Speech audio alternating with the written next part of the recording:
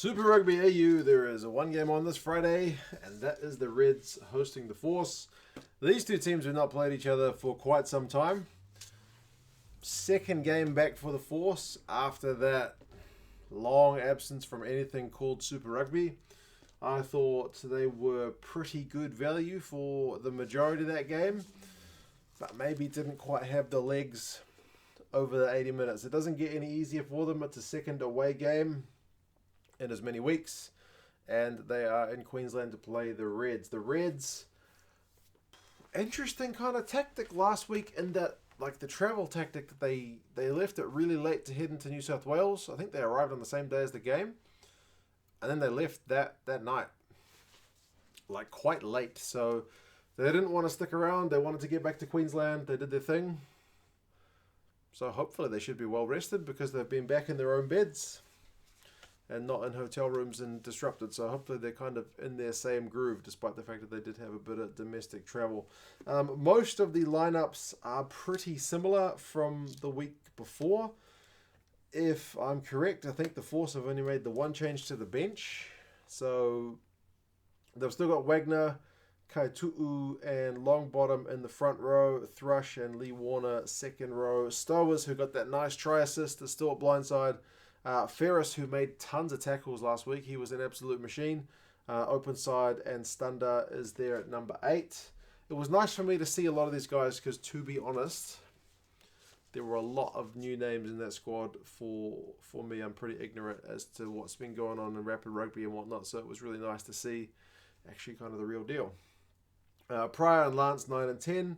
Eust and Braki the midfield. Lacey, Ralston, who got the try, which was a solid little bit of work, and McGregor is at fullback. So, yeah, Ollie Atkins is the only guy who I think is totally new to the squad. There's still no Pick Cowan. Yeah, we'll kind of have to wait and see. So they signed Richard Kahui.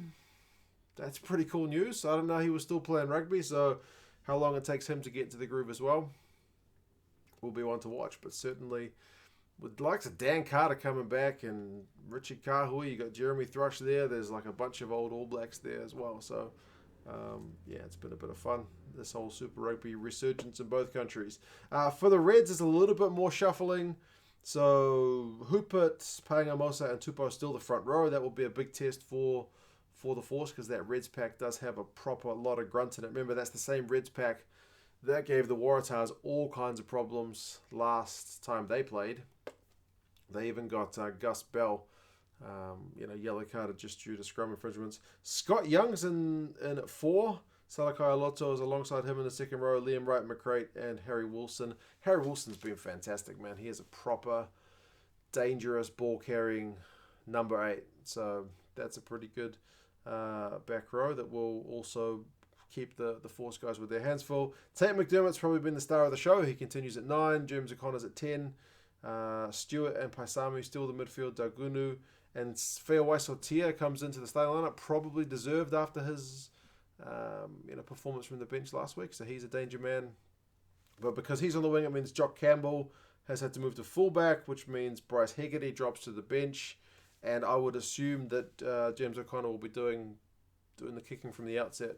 Him and Hegarty have kind of switched duties a wee bit thus far in Super Rugby AU. Neither of them has been that great with the boot. So, I remember back in 2011, like James O'Connor was doing a lot of kicking for the Wallabies, so I'm kind of surprised he hasn't been doing more.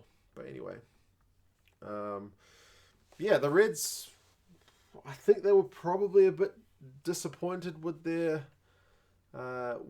draw in that second week against the Rebels. They had to go to New South Wales. The flight maybe didn't help, but they were a bit off the pace. I thought they would have been a lot better, personally.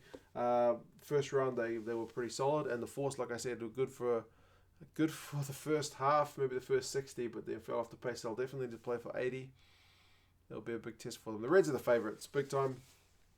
The bookies have got it by 15 points for the Reds.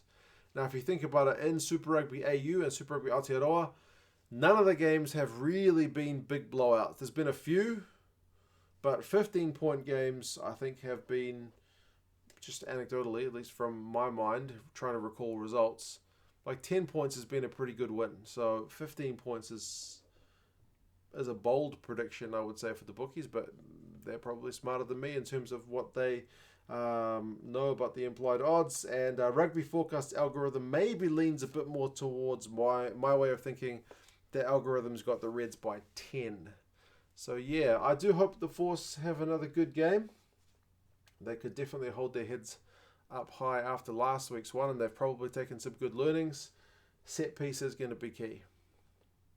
I don't have any doubts about the Force's back row to go toe-to-toe because, those guys were impressive last week. It's just scrum time may be a bit of a worry, but if they play a smart game, and hopefully the weather's good. I haven't actually seen the forecast. Hopefully the weather's good, and we get some nice running rugby. But we'll see.